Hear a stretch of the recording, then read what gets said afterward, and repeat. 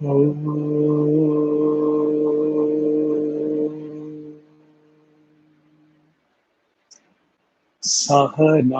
bhavatu Sahanau bhunaktu Sahaviryam karvavahai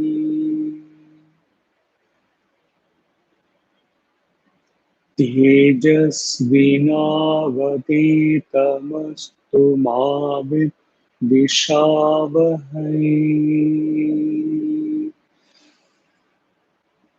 Om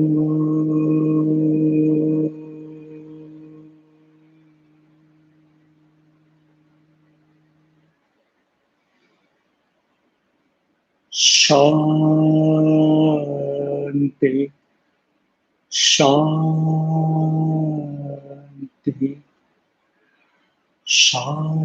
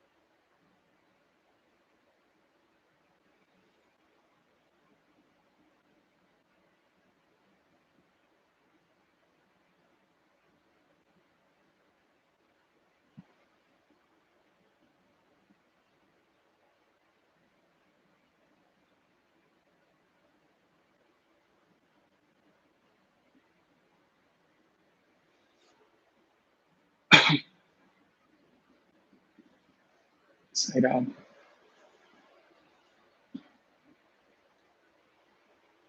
So, in the last satsang on Ashtavakra Gita, we dealt with the verse, marvelous am I, O marvelous self, adorations to you, adorations to me, the self, who, with the body, holding the creation without touching it, holding the universe without touching it. So we dealt at three levels. One at absolute transcendental level where there was nothing to deal about this verse because we conclusively understood that there is neither anyone left to declare that adorations, adoring his self. So when the Omkara three chanting has not taken place, the Ganesha bhajan has not started. So when the one who's adoring his self is not there, so there is no one left, anyone to be with the body, to be holding the creation, and leave alone touching it. And then we dealt with the level of a Jivan Mukta, a Jnani. There, Acharya added one expression which was not there in the Ashtavakra Gita verse. He said, holding the creation within. All right, even a Jivan Mukta, when he wakes up and he faces the earth creation, he carries on his duties in his life sojourn. The universe is there, but in essence, he holds the creation within. So when you cannot go and touch anything within. So when he holds the creation within, there is no question of touching it. And then we dealt in the context of a sincere mumukshu sadhaka, where he gave so many situations, adverse situations, where in normal course, if one is not in sincere sadhana and if one has not fulfilled or one is not bestowed with the sadhana chatushtaya sampatti, it is impossible for him to not touch. But for a sincere mumukshu sadhaka, he gave solution, he gave ways and means wherein through at the mananam level, one can reach to a stage where in each of those most adverse situations, one need not touch them. So the journey is upward from the sadhaka mumukshu. He has to strive to become, to attain the jivan mukta, from jiva to mukta. And once you become jivan mukta, then there is nothing that you can do. A stage would come automatically when your mission is fulfilled, when your duties are over, when your prarabdha karma wheel is about to stop. When the karmas are old, pending karmas are cleared, then you reach the transcendental levels, videha mukta or avadhuta, where physically you don't have to face the creation at all. In this background, we will start with today's verse.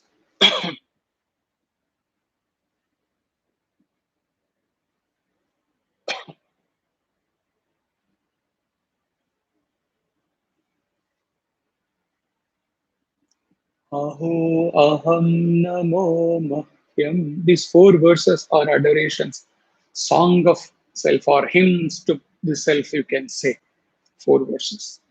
So he could not break in between. So he is finishing these four verses with today's uh, satsang, and then we will move on to Moksha Gita, and then we will continuously take up Moksha Gita and finish it off.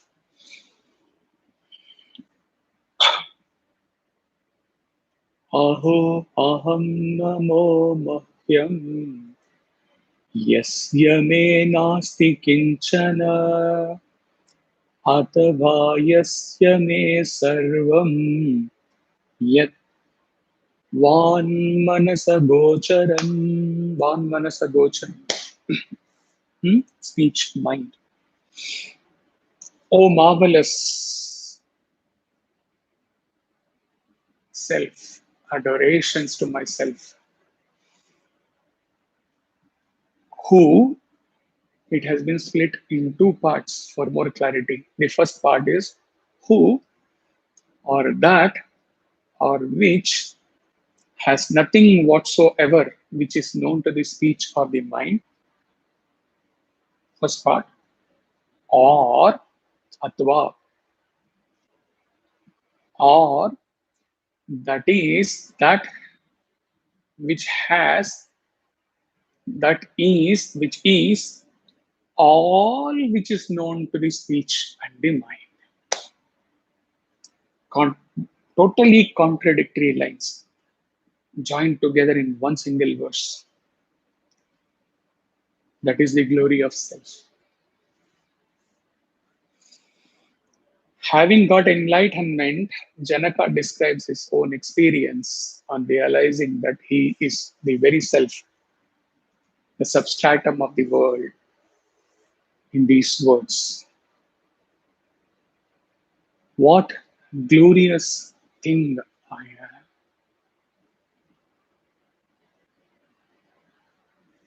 I can only go to myself as there is nobody else.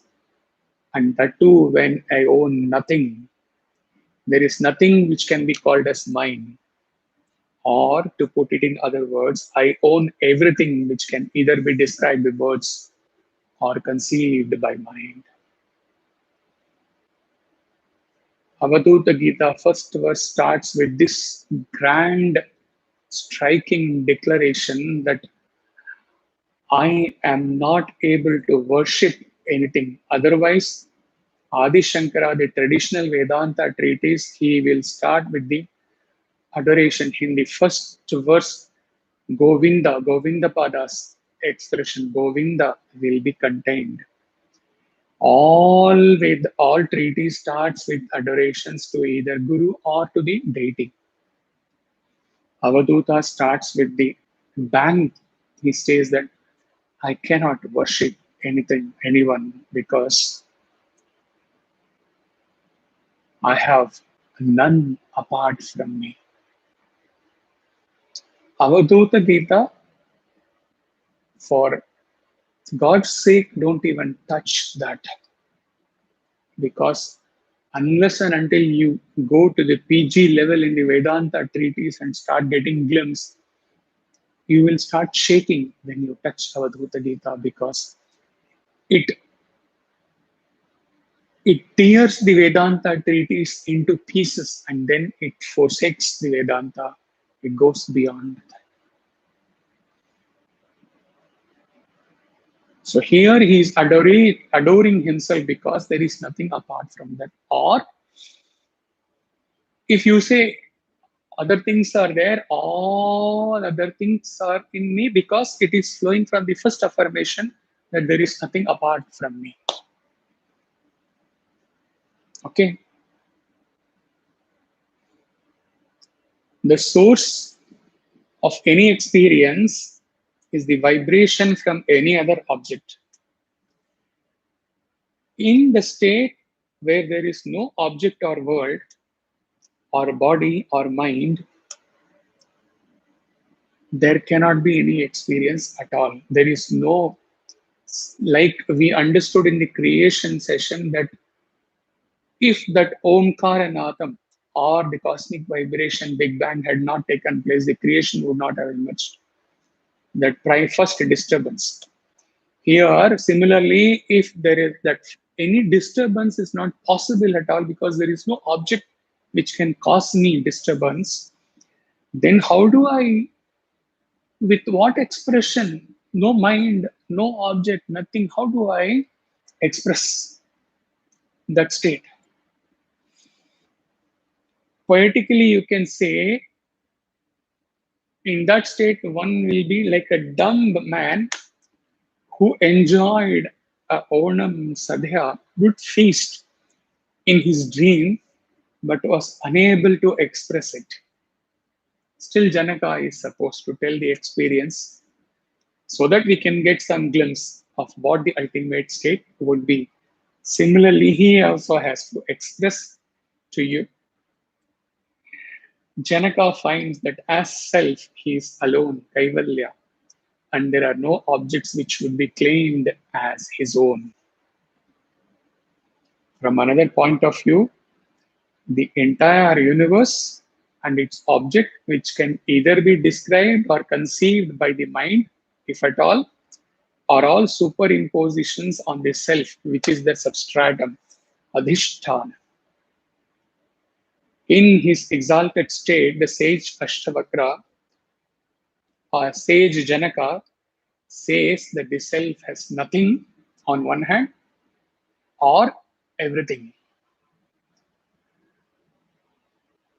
There is no mind or speech apart from me which can describe me, the marvelous self, or all the minds, speech of all the human beings in this entire creation is but me, the pure self.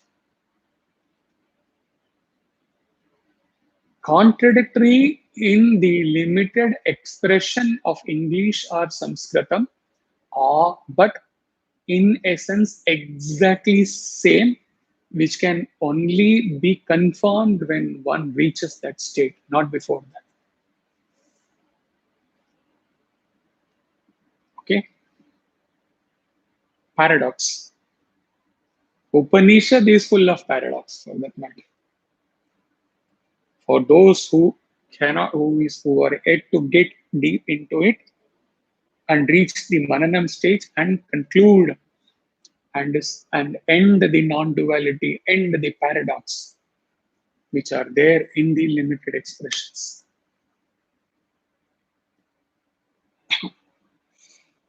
Such contradictions arise because we are subject to duality and division and see things in relation to one another.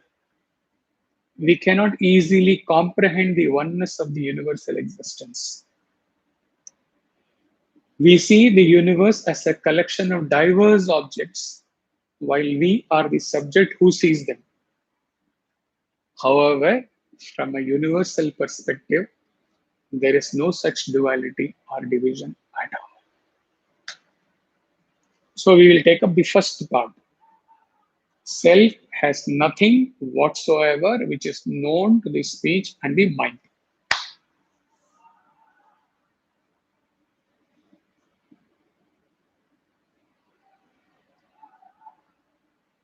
People doing yoga, laughter therapy, they are doing at the part.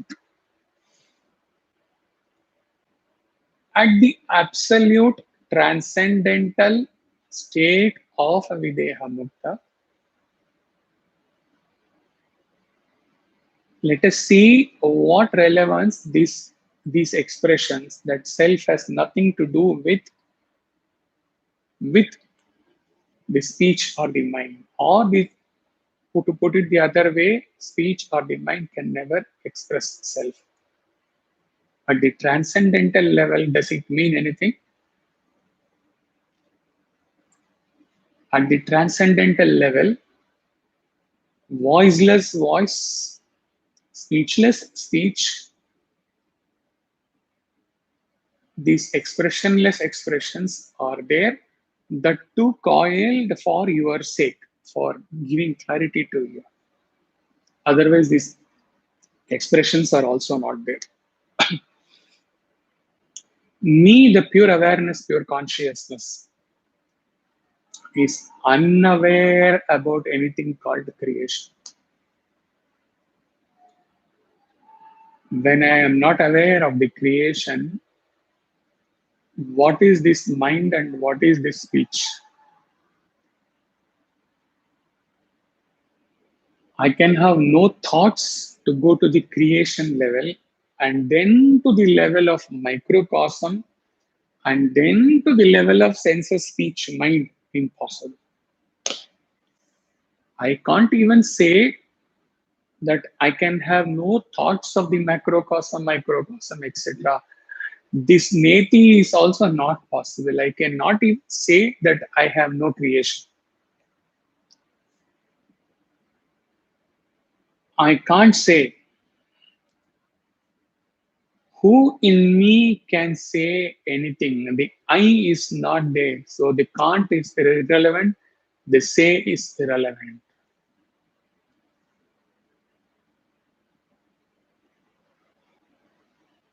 I exist. I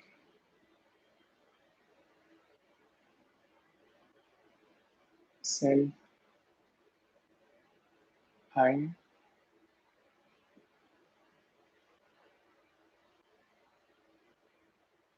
can't say silence.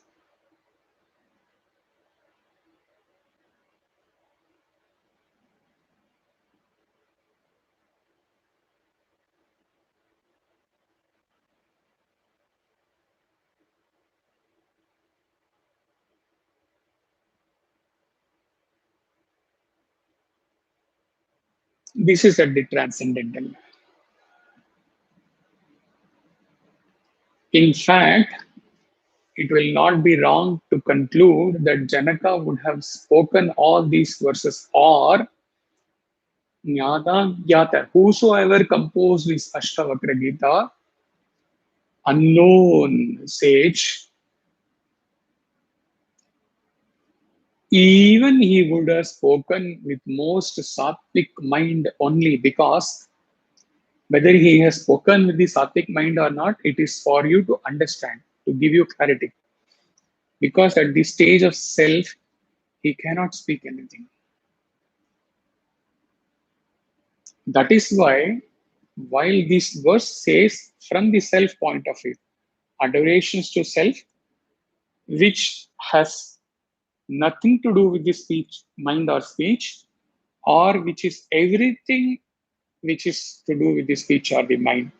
Instead of dealing at the standpoint of yourself, which is this verse, Ashtavakra Gita, Acharya has taken a deviation because to, to, to groove this truth into your heart and soul, that at that level of self, these two expressions are not possible. So, in both, for both, nothing to do with mind or speech, or everything to do with, he has approaching from the mind speech and going up the ladder and reaching to the self, and thereupon reaching to the silence and going beyond the silence. Okay. All these things can emerge only from the one who has experienced and who lives as these verses. 100%, not 99%. 99% he would have taken from the self only and explained the threadbare clearly, and you would have also been convinced. But then at self, he himself is not convinced. Yadvāṅmanasagocaram tad what is not there in me, I cannot speak it out to you. As self, I cannot speak these things. How do I speak as self? So he has stepped into your shoes, and from the mind speech, he is dealing with these verses. This is the uniqueness of Guru Shishya Parampara, where which one cannot attain by current blog post speaks about Bharadwaj, and then how years, birth after birth, life after life, he is not able to, with the experience of the scriptures which he had read. Current post says about that. At the end, our previous post, Indira understands the plight of Bharadwaja and then gives his Brahmanyana. So Indira takes the role of the Guru.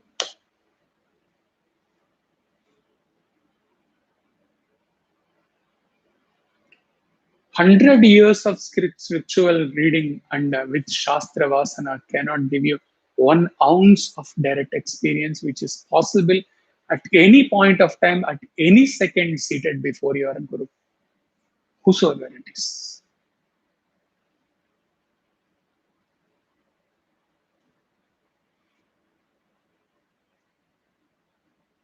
He can say convincingly because Bhagavad Gita he would have picked up at the age of, roughly at the age of 11 or 12. Ramayana and Mahabharata he would have picked up at the age of 6 or 7. Rajagopalacharis. From there up to how much? 45 years went with nothing achieved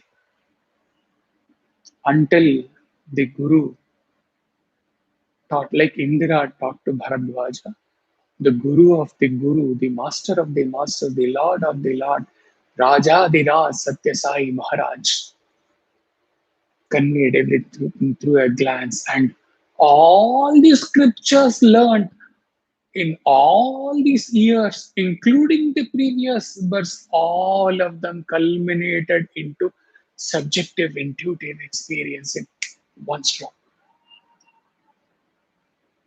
Even that grace of Guru, he is not telling to you from the standpoint of view of Guru only, from the standpoint of view of Sadhaka, how he got the grace.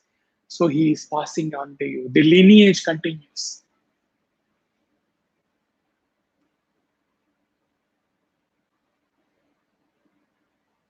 Okay. The mind and the speech. cannot reach to the self.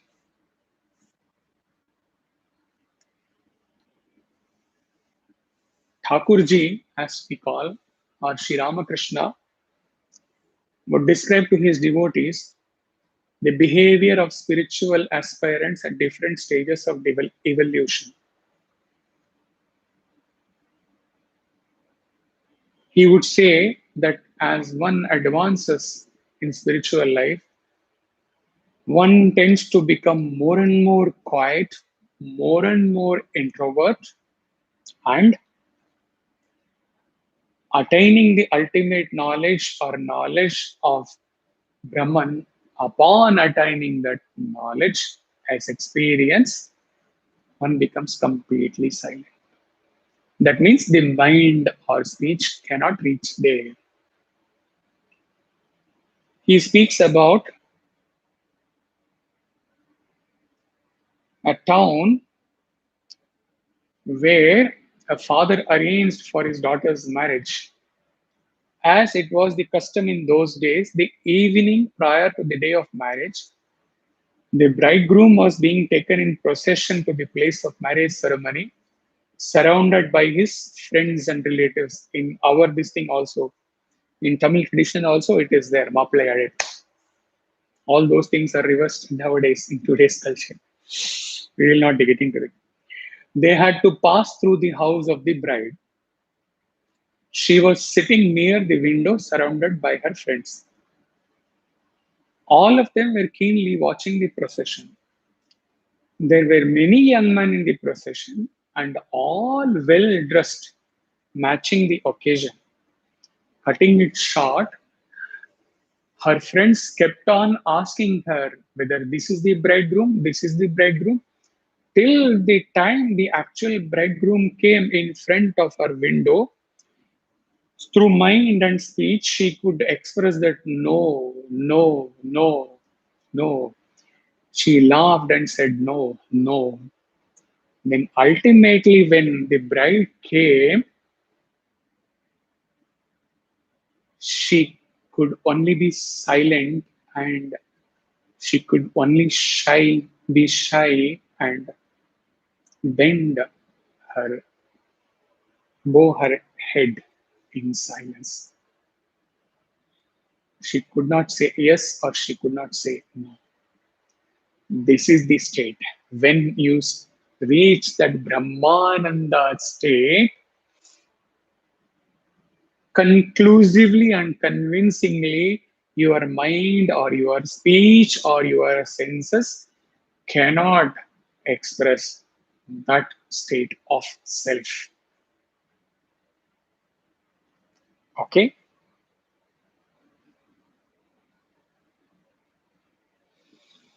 Two more analogies he gave to few sadhakas in the last week, 4 5 days before, which he's sharing for the benefit of 2 3 more sadhakas who are there in the satsang today. 4 of them have got, maybe 2 3 of you may be there.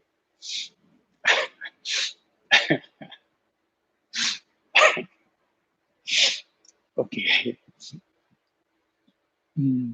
Kali Yuga. It gave the example of a mother and a son, where he explained that howsoever the son loves his mother, howsoever the son knows about his mother, fully about her action, about her silence, everything, knows head to toe about his mother, everything, convincingly, yet he cannot exist as his mother. Where the mother is the self and the son is the jiva, using his mind to know the mother self. You can know through mind or speech up to one level, but you cannot go and reach and exist as the self, yourself. Second analogy he gave the example of the guideposts to Puttaparthi.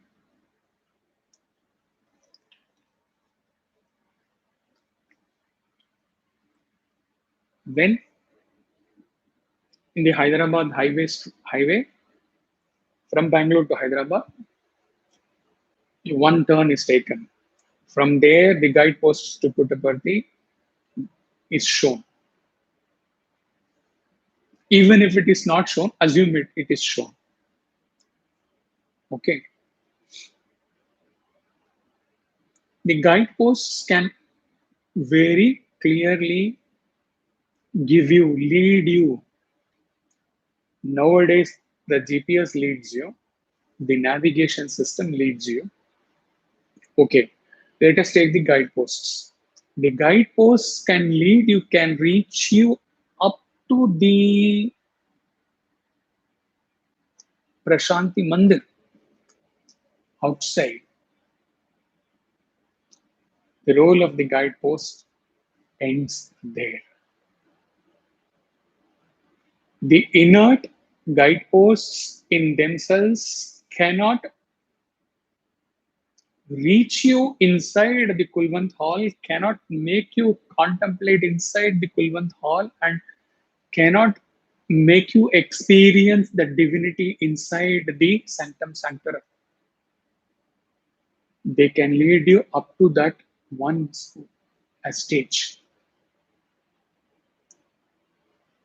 The Satyasai Taluk gate comes, and then before the university and all, one more gate comes. The guidepost role ends there.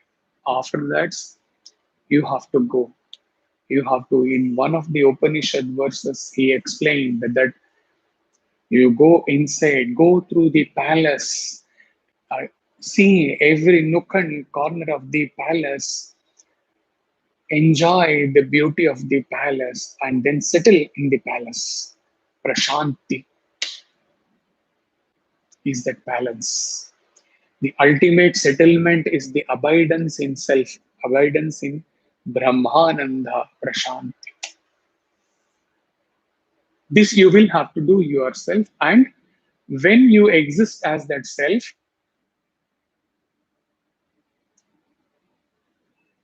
there is no role of this mind or speech, or to say with more clarity, these guideposts can never make you sit inside, contemplate, and realize the self.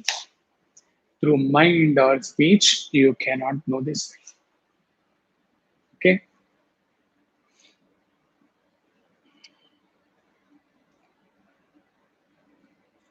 One incomprehensible, mystical source, formless, exists, and it illumines our mind and speech. Dridrishya Viveka, source of the source, intellect, further flow. Having thus illumined, the mind can think, the mouth can speak about everything else in the creation which are outside us, which we perceive as objects.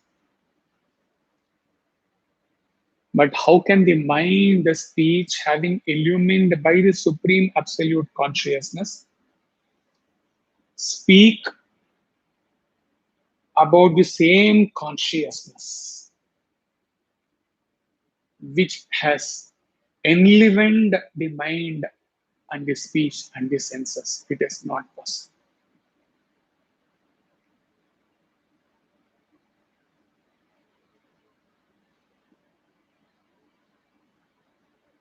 The sunshine which has entered through a window inside a house, seemingly arrested within the four walls of a room, inside it, it cannot speak about the sun, the glory of the sun and the sunshine.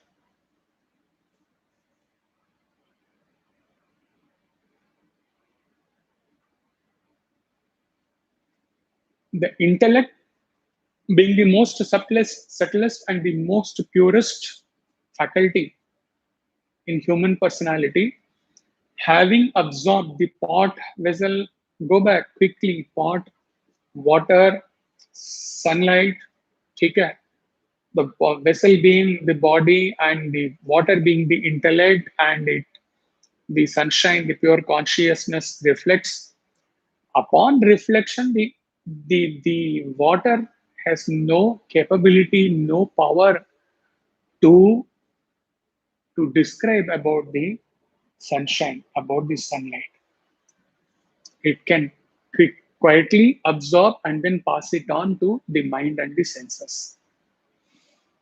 Herein comes the most famous and the most often repeated quote of the sage from the Ananda Kutir, where he says that one cannot jump on one's own shoulder. Okay.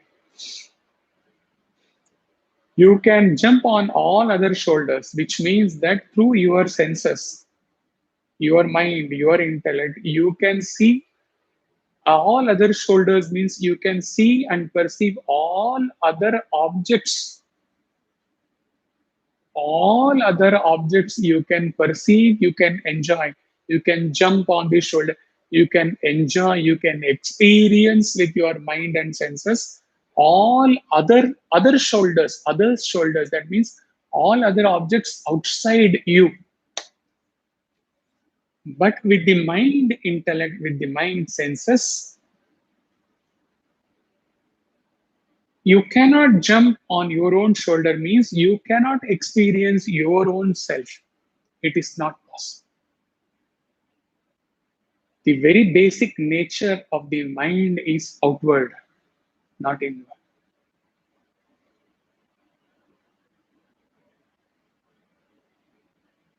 That is why conquering the mind is the only absolute, becoming the emperor, the master of the mastering the mind is the only key to annihilation of your ego. Thereupon to attaining self-realization. Right? When mind, speech, and other organs of perception such as hearing, seeing, smelling, touching, etc., are being discussed in the context of Brahman, is it possible not to touch upon few verses from Kenopanishad? Not possible. The core of the mind element is there contained in this mystical, grand, great, subtlest Upanishad. Three verses we will take quickly, not get into detail because Kenopanishad is another session by itself.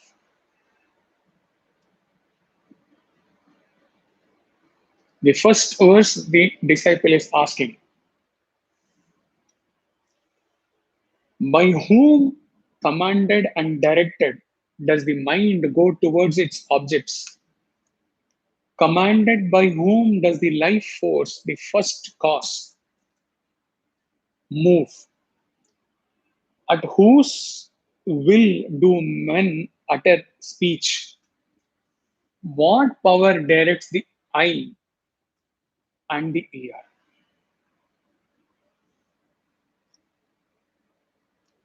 This is the curious question of a lit up, a fired up mumukshu, sadhaka.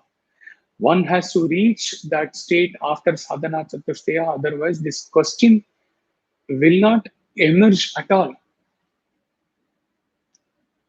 You go and tell this question to 1,000 people around you. They may be professors, they may be lecturers, they may be doctors, they may be chartered accountants, they may be advocates. They cannot even relate to this question. They cannot reach anywhere near this question. To put up this question, one is already in the 17th step in the Shabarimala, this thing. Only one step the Acharya has to hold and lift him, and he will get to Tattvamasi.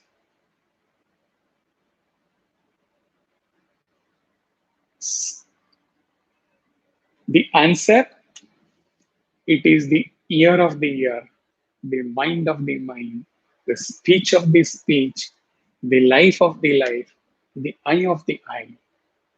The wise, freed from the senses and from mortal desires, after leaving this world, become immortal.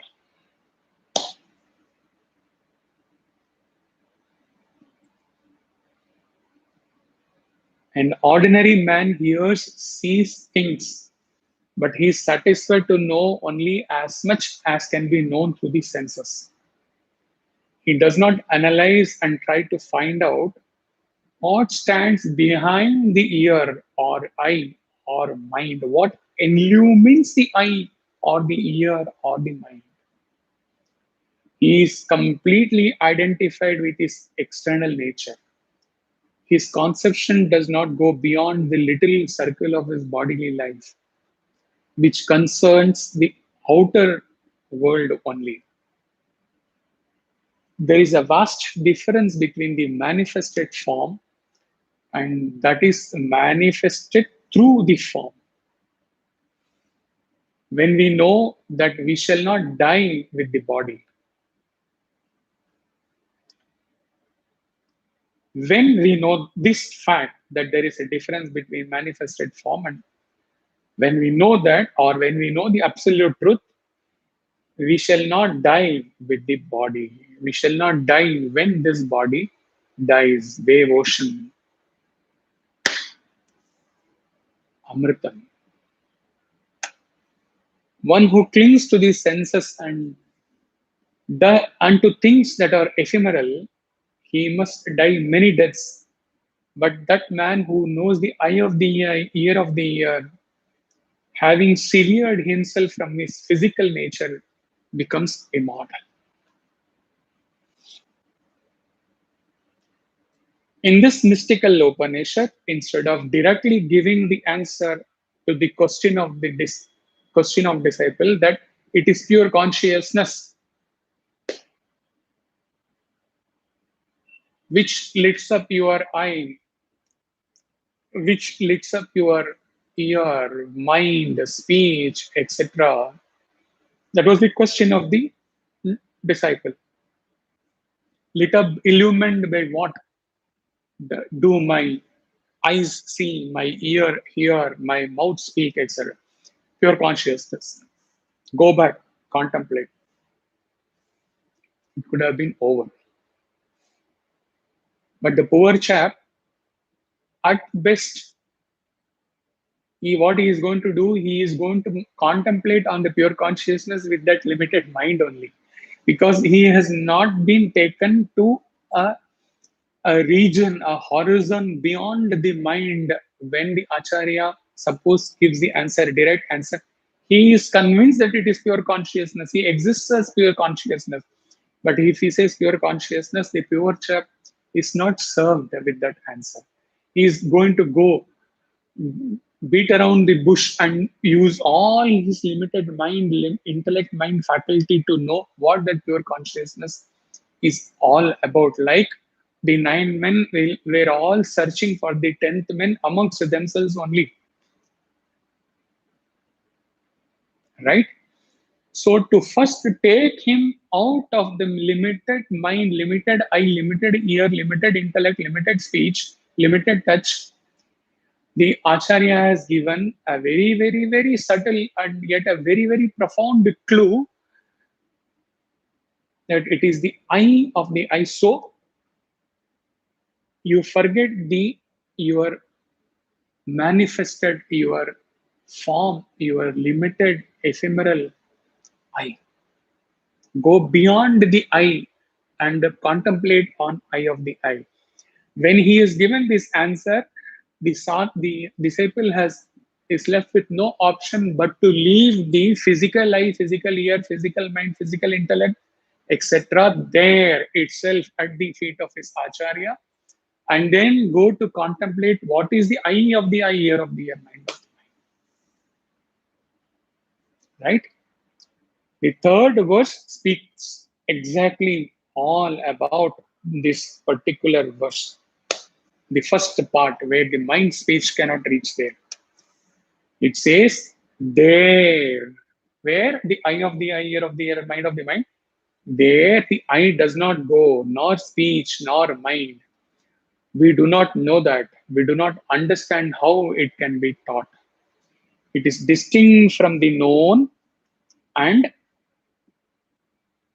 also it is beyond the unknown.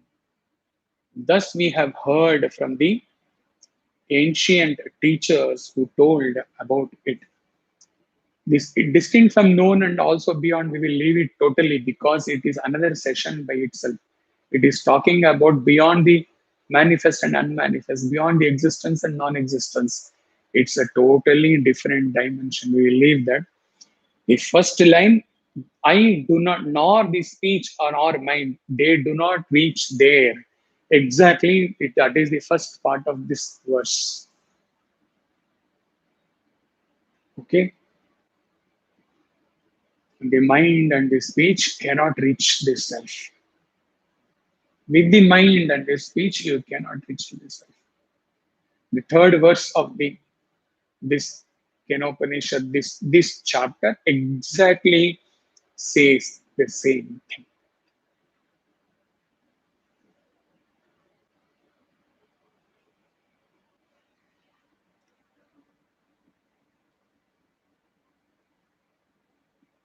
Now, these are all clarity given to you. The Acharya has given you the clarity. Now, suppose you, with all this clarity, go and start contemplating what should come out of you at the Mananam stage. He is speaking on behalf of you. I am aware that I am exercising my intellect, my mind, my speech, my sight, etc., while performing my assigned duties as per the ashrama varnas, ashrama in which I am existing now, maybe grahastha ashrama. I am 100% sure that using one's mind and senses and talking at length about Brahman and self, I am not going to get anywhere near experiencing that self. I can validate with the glimpse which I got, maybe for a few seconds in my nididhyasana, after getting convinced at Mananam level that with the mind and speech, I am not going to reach the self. In the nididhyasana, there was nothing about convincing or Mananam or clarity, etc. Nididhyasana is all about ahaṃ brahmasmi, I am that self. In that nididhyasana, in whatever few seconds clarity I got, when I reached there and I existed as that, he blesses you to reach there and exist as that. For sure, 100% mind, senses, intellect were not there because the owner of all them at physical level, me, myself, me, the jiva, or me, the ego, jiva is equal to ego, was not there at all.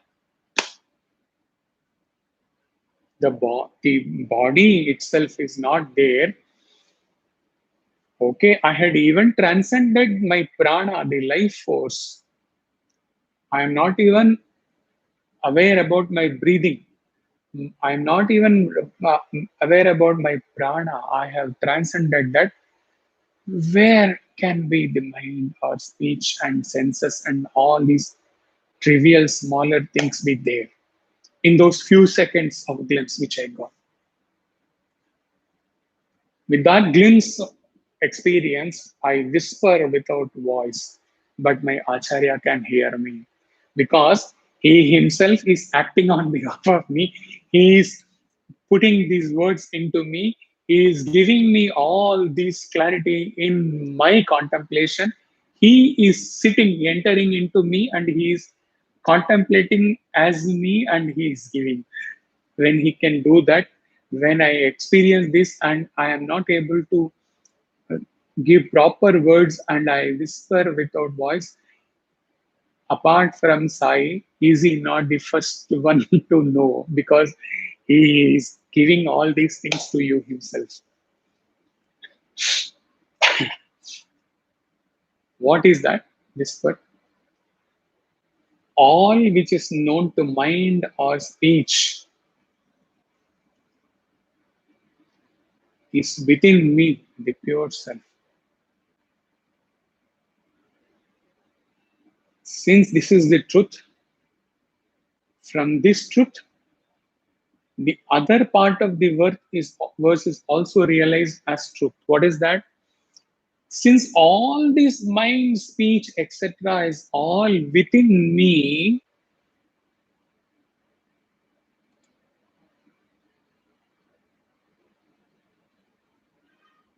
I can say as pure self, there is no mind or intellect or speech or any such stuff outside me. So I cannot perceive them outside me. So I, the self, has nothing whatsoever to do with all which is known to speech and mind outside me as object. How wonderful.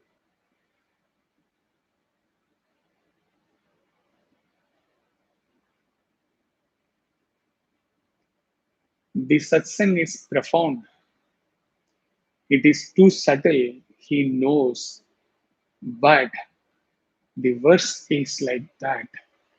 He has to do justice to the verse. And then at least even if one or two are of you are able to take up this satsang, listen to this several times and get into contemplation and reach somewhere in these expressions which he has given on behalf of you, to that extent this mission is fulfilled, and to that extent one or two are served.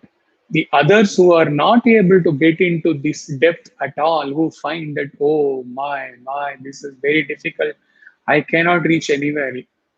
Never mind, don't be afraid. In your subconscious mind, everything is entering. A day will come, फिर सुबह होगी. A day will come when all these things stored in your subconscious mind will manifest itself as Shubha Vasanas. And that is the life, that is the time where you really are going to take off. So nothing is waste. Nothing which you are hearing from your Guru is a waste. No part of this Shravanam ever goes waste. Be very sure about it. Even if you are not able to understand ABCD of it, no. Be very sure. This is an assurance he is giving. After I get out of my meditation and look at my Guru or think of my Guru, if I am not in his kutir at the time of this contemplation, as a true disciple, I look with awe and admiration and reverence towards my master. But can I ever enter into my master and experience what my master is experiencing exactly? Or what the state at which, not leave alone experience, the state of existence of my master. Same way, with my intellect and all the sessions given by my Guru, I can adore Brahman, but how can I experience it exactly as my Guru, the source, is experiencing, or rather existing as? So I am aware that my mind intellect cannot experience myself. All that I can do, that sattvic mind, let it be there. If it is there, sattvic intellect, let it be there. With that, I will keep on contemplating on whatever my acharya is endlessly, without losing hope.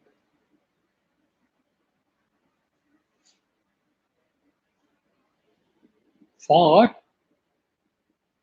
the day to come when the sattvic mind and the sattvic intellect end, they prostrate the meditator and they take a back seat, and the meditator merges with the meditated and the meditating.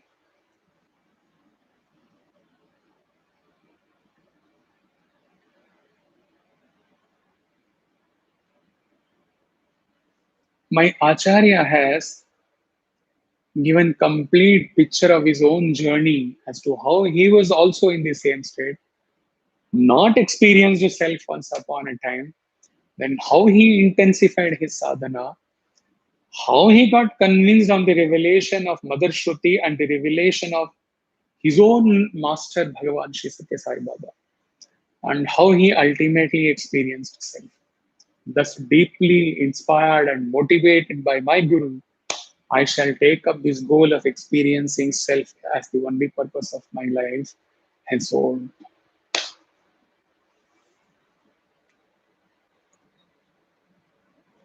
One more dimension for contemplation. This came up only uh, day before yesterday evening, seated at the mandir in the society complex. Beautiful. All these things he doesn't require. All these things, what is he doing sitting at the temple when he has to, believe me, when he has to give a session to you, he will go through the wordings of the session. This happens 100 times. He will go, sit there, transcendental state, silence, beyond silence, no one to adore that state. He could stay at that for half an hour and come back. But since he has to give you this session with maximum possible clarity, with maximum possible ways and means and analogies with which you can approach this session, because you may not be able to approach this session as he is able to. So he will pull himself down. And what he does, he is not praising himself. He is just giving you, sharing the secret with you. That's it. What he does, he says, okay, now shrug aside that state of samadhi. Let me become a sadhaka to whom I am going to give this session. These are the words, expressions of this verse from Ashtavakra Gita. Let me start contemplating with my mind and intellect being intact. This is the way he starts, and this is the way so many things come to your aid as sadhakas in each session. Remember the last session, how many examples of real life happenings came. All these things are totally irrelevant for him, because even if he is facing, he does face some of the situations as he transcended. He doesn't have to think about the situations, but he contemplates as you. He has contemplated as 6, 7, 8 of you, and he has given the situations, problems faced by each one of you. You will go back to the last session. Each one of you, 7, 8, 9 sadhakas, all your problems have been taken. Today he is sharing the secret. It is just not for, he has contemplated as you. Who does in this Kali Yoga and this contemplative work? And how much you should reciprocate for that? Oh, my master is becoming me. He is coming down to my level, not down or up. He is coming to my level wherever I am, and he is becoming me, and he is contemplating as me, and he is giving that contemplation to me, and he is giving the solution to all the issues faced in the contemplation. How should I reciprocate to such a master? That's what he wants. Nothing else.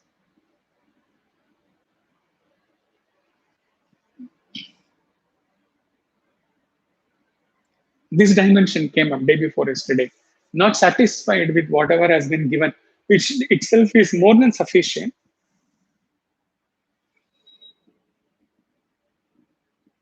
The sadhaka is saying, each one of you is saying, I know that as soon as I get up from meditation, my mind, my speech, etc., are very much going to be active. How do I still keep them immersed, surrendered to my higher self? How is it possible? I go back to my, you are going back. I go back to my school days. I knew all the knowledge that I gained in my school, or if I was fortunate to be in a Gurukulam for Sai students, there are no Sai students there. For Sai students, the Satyasai University or the school is a Gurukulam. If I have been in a Gurukulam environment, I knew that all the knowledge that I gained in the Gurukulam or in my school was due to my teacher or my acharya's grace. What was my way of reciprocating to the knowledge that my teachers or my guru gave to me? What I have to do, what I can do at my best because I am having the mind, stupid mind, intellect still with me. I would surrender all the knowledge, all the wisdom at their feet whenever I think of them. I know nothing of all this knowledge is mine. You can, for those who have not been blessed to be in a Gurukulam, you can think for a split of a second to your school time or college time teacher whom you revere the most, whom you have kept on a very highest pedestal. Bring to your mind that teacher for a split of a second, and then say this. I know that nothing of all this knowledge is mine. I could have never gained all of them myself, but for the guidance, but for the illumination, but for the grace my teacher or my preceptor gave to me. All the knowledge belongs to them. तेरा तुझको अर्पण क्या लागे मेरा ओम जय जगदीश हरे.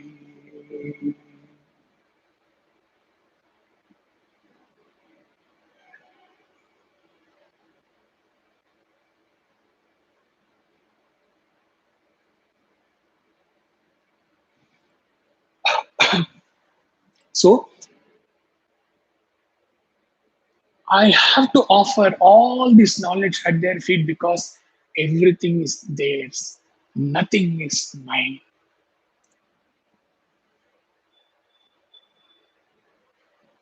I came, I, I went to this school as a rusted iron. They made me shine as Bangar. God. All the knowledge is you, yours. Nothing is mine. So, even with mind and intellect, what I can do, I can offer all this knowledge with my mind and speech. I can offer everything to my teacher, my guru.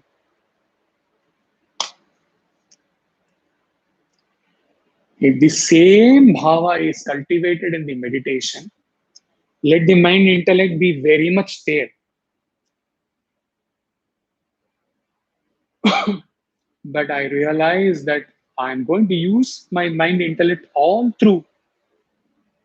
Once I get up from the prayer or meditation, be depending upon what ashrama I am in, what role I am going to take up as a manager or as a teacher or a scientist or a advocate or a housewife or a whatever, or a student or as a parent, retired.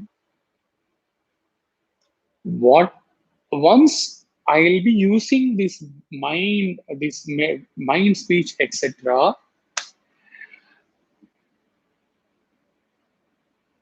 It is all illumined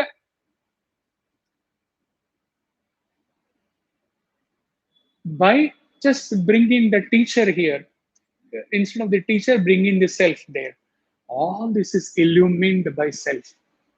So I might not have experienced that self, but I have known a bit about the self thanks to my guru's non-stop sessions.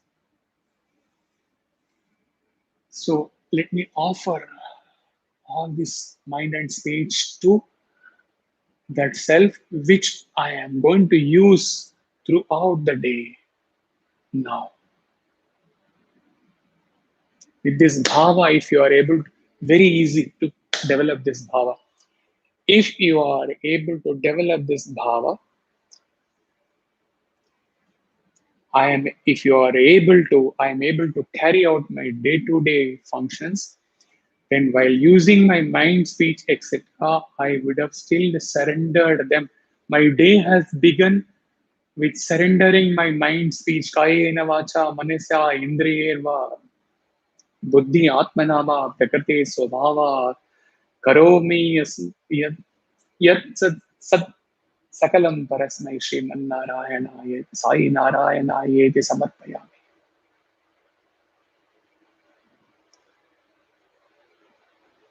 I have already surrendered and then I am using. So I have no ownership of the mind and speech anymore because already surrendered to my Bhagavan. Start with this bhava. Even if your mind and intellect are there, very much there. Believe me, total surrender is total realization, is equal to total annihilation of ego, is equal to total realization.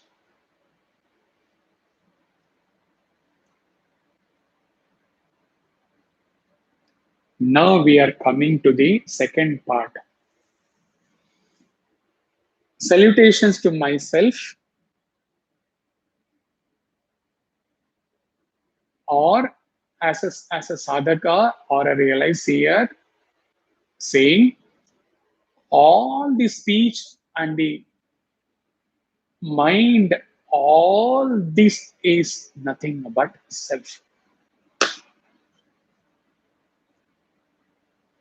There is no second in the absolute state of Brahman, Ekam. For Brahman, for Brahman or Supreme Self, all is Brahman without division or duality, indestructible. We dealt in the Moksha Gita initial verses. Even his projections and manifestation are part of him only. And since they cannot happen outside him, there is no outside to Brahman, Purnamada Purnamidam. Everything is part of his reality. Everything exists in him and is enveloped by him. Thus, the mind and speech and all senses, it is true that with this one cannot experience but Brahman, but it is also true that all this and the entire creation, okay, which has all these mind, speech stuffs, everything within it contained with this creation itself is within that all pervading Isha Vasanidam.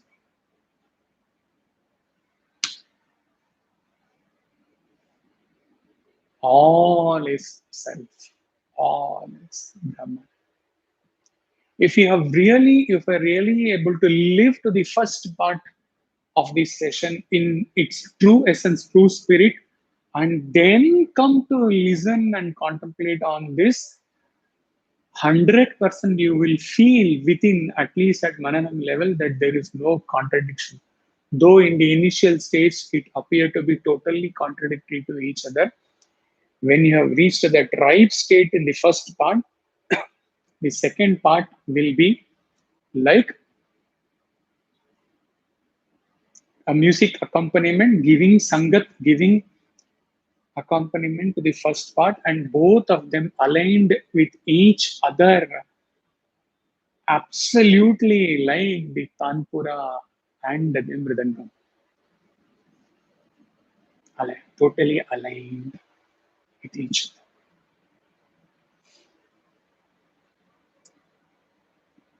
Now, as a seer, not more, no more sadhaka. Sadhaka cannot experience this, or maybe in those glimpse, few seconds glimpse. I, as sadhaka, having got the glimpse, must express to the world of sadhakas, other sadhakas, one beautiful thing. Though with my mind and speech, I cannot reach out to me, the pure self. No, I am no more mind now. I am the pure self. Still, my mind and speech and all senses, intellect, all of them are having their existence and functioning only upon being illumined by me, the pure self, pure consciousness. So, to that extent, my intellect, my mind, my sense, they owe 100% allegiance to me, the pure consciousness. They are 100% within me, the pure consciousness. Nay, they are 100% me, the pure consciousness.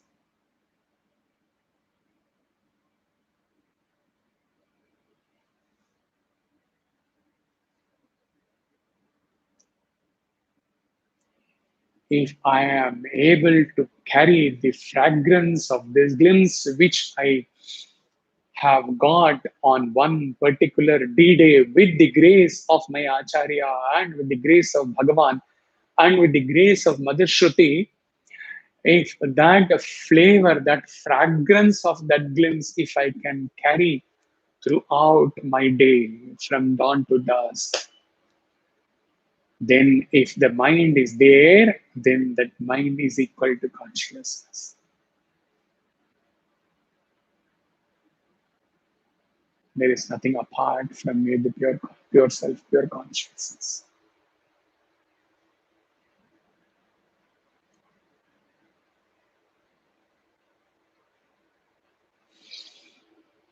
In the Guru and the Shishya example,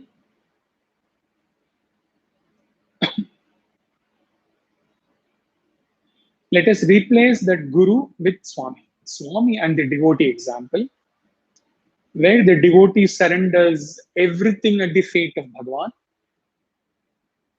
And this journey goes on for several months, several years.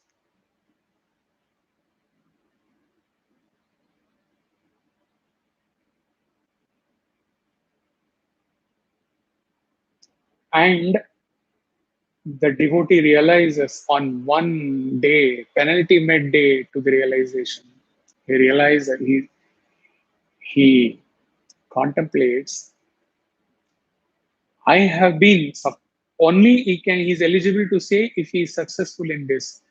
I have been able to I have taken up my Acharya's instruction today on the 17th June 2021. I have been able to surrender my mind, my speech, my entire identity at the lotus feet of my Bhagavan all these days, all these months, all these years without failure. Whatever might have happened to me in my mundane life, I have been successful in surrendering my kaya, manasa, vachana, indriya, buddhi, prakriti swabhava, everything I have been able to offer. I have been able to surrender at his lotus feet, and then I have spent the whole day, all these months, all these years. And if post surrender of all this has made my life so beautiful, so fragrant, so much wonderful, then how it would be when I walk that last step and then eliminate the difference between me and Swami and me surrendering my mind and speech at his feet. Let me, if I walk a step more and give my hands to him, and he gently, gracefully, lovingly, with all his smile, pulls me unto him, and I go and merge in him.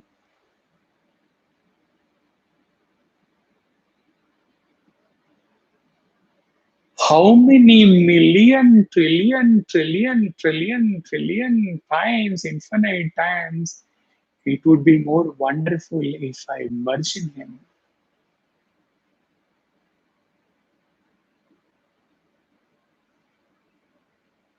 This was explained by Brother Hari on moving from Sakyam to Atmanivedanam, where he said, being a friend of God or being God as being friend to me, if that is wonderful, so wonderful, then what it would be to become Him and to exist as Him.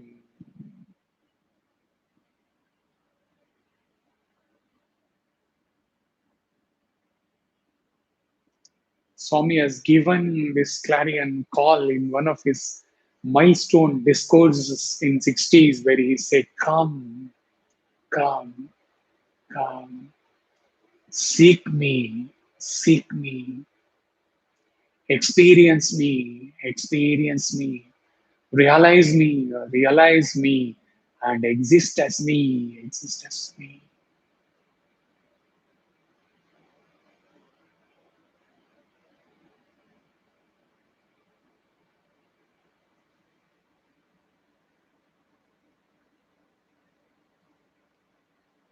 We will end this satsang with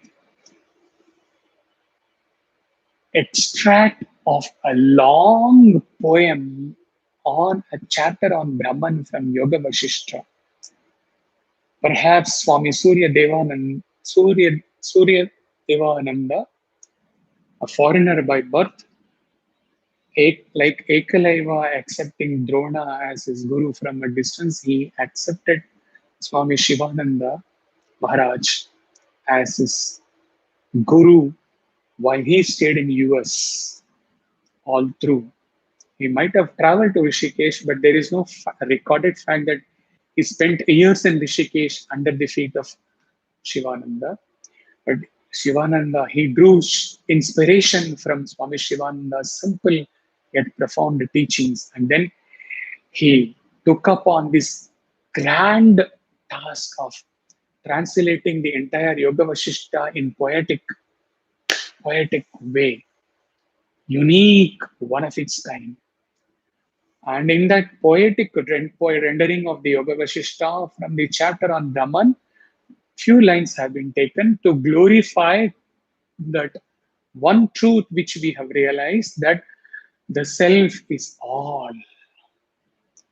The mind, we started it mind speech, but when we move to the grand truth, the small name of nomenclature of mind, speech, and all, they wither away. They wither away. They go.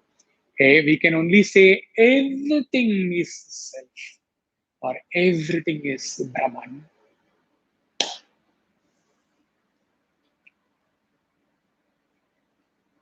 All that appears as this world jugglery is absolute consciousness, Brahman only. Anywhere, anytime, there is not else, or there is nothing else. This world, the elements is Brahman only. All is mind speech. Starting from there, all is self. I, you, enemies, friends, relatives, all that seems to exist in period of time are rooted in Brahman. There is nothing else. These are all the gospel which sage Vashishta is giving to Sri Rama in Yoga Vashishta. When there is neither I nor another, all you see, including I, is Brahman. Just as the ripples exist in the ocean, they are not born, they do not die.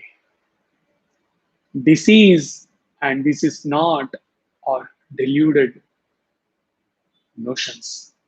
These notions do not have a cause at all, nor do they have any motivation. Just as crystal reflects different objects, so too do notions arise as reflections. Still, self remains itself. Notions do not. Just as the ocean with or without ripples, self remains as self, even if the ripples of notions come forth.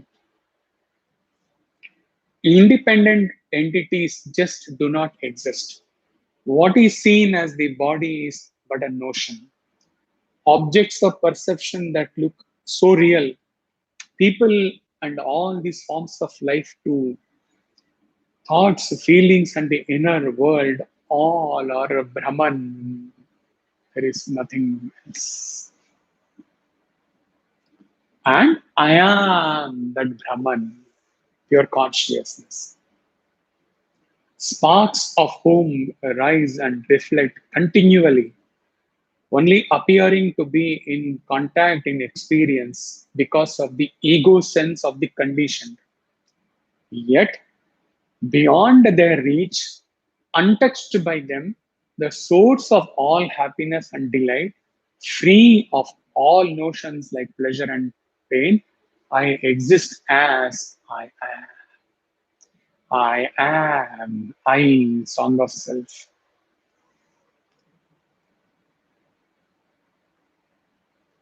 I am the consciousness in between all objects that are seen in sunlight, the very self of the seer and the seen, unbroken in all states, unbroken in all conditions. The taste of cane juice is one, though it derives from many plants. So also I am the consciousness indwelling all beings and everything.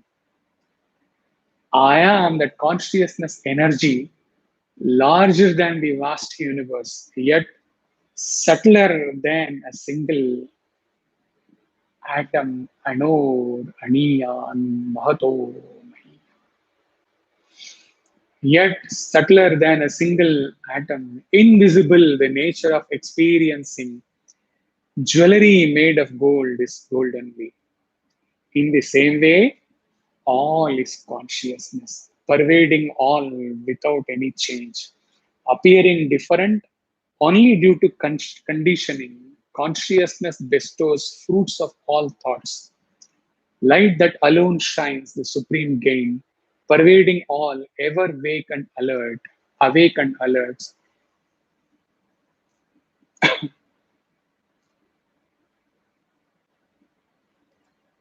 Jivan Mukta. Realizing all this, I am free of distress. Let the world illusion be just what it is. Established in this, sages have lived long lives in perfect peace and equanimity, free of psychological predisposition, not rejecting either life or death, unshaken in their direct experience. Firm like a mountain, they roamed around, engaging in activities that seemed natural. It goes on and on. Now, learning from such state of a Jivan Mukta or realized masters, the last part, Sri Rama says to Sri Yoga Vasishtha says to Sri Rama, follow their example, follow the example of such rishis, and be ever free. Make the personality absolutely egoless. Let appropriate action proceed from you, resting in indivisible, infinite consciousness. Infinite consciousness alone is the truth. It is the reality in which appearance arises. Diversity is neither real nor unreal. Be unattached to anything and exist beyond grave.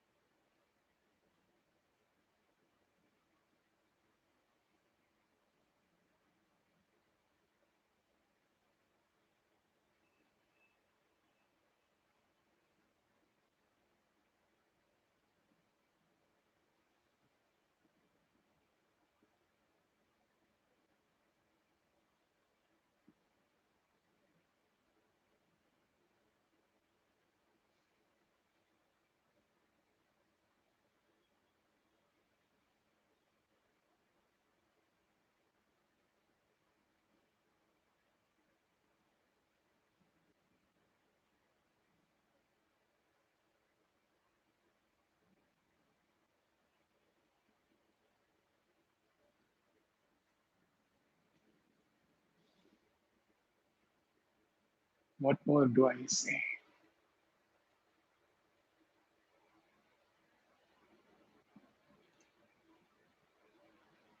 For those who are able to, those who have equipped themselves with sadhana chatushtaya 100%, they will be able to take this session fully, contemplate fully, and reach somewhere to a greater height. For others who are not able to, listen, listen again and again, even if you are not able to understand. Once a week, once a month, listen. Let the essence go in. It will manifest at right time in that right birth, whether it is this birth itself or next birth. It will manifest surely.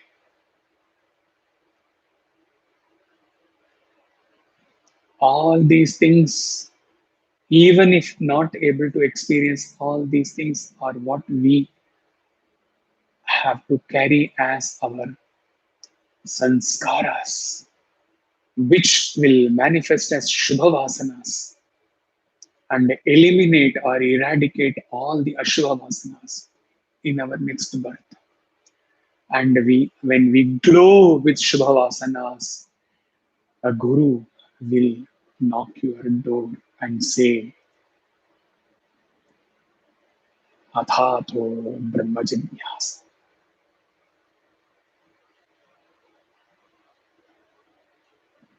Never lose heart in spiritual sadhana. Nothing ever goes waste. Nothing whatsoever goes waste. Each day you are evolving, whether you know it or not, whether you realize it or not.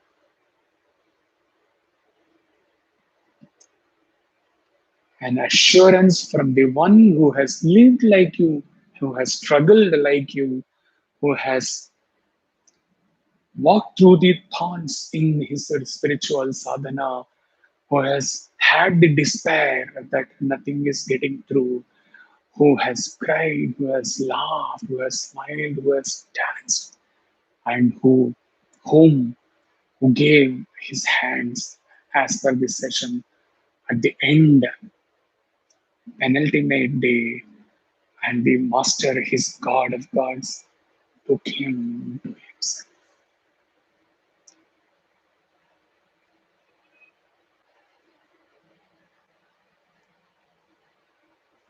From his own experience, he says nothing goes waste. Never get disheartened, never lose hope in spiritual sadhana. And at the same time, never ever sit idle. Never ever listen to these sessions just for the sake of listening or just as a mark of physical respect to your physical guru without taking them seriously. That is a crime.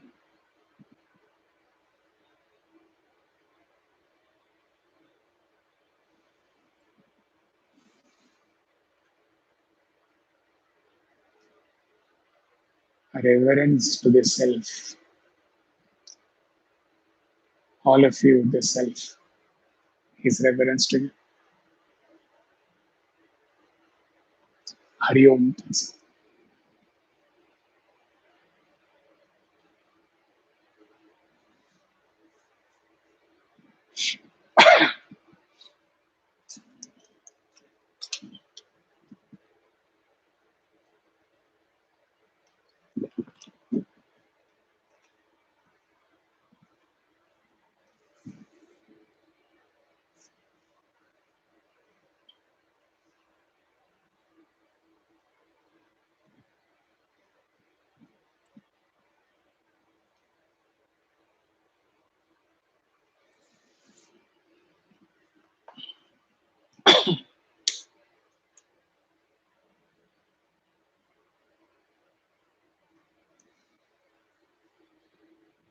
Blessings.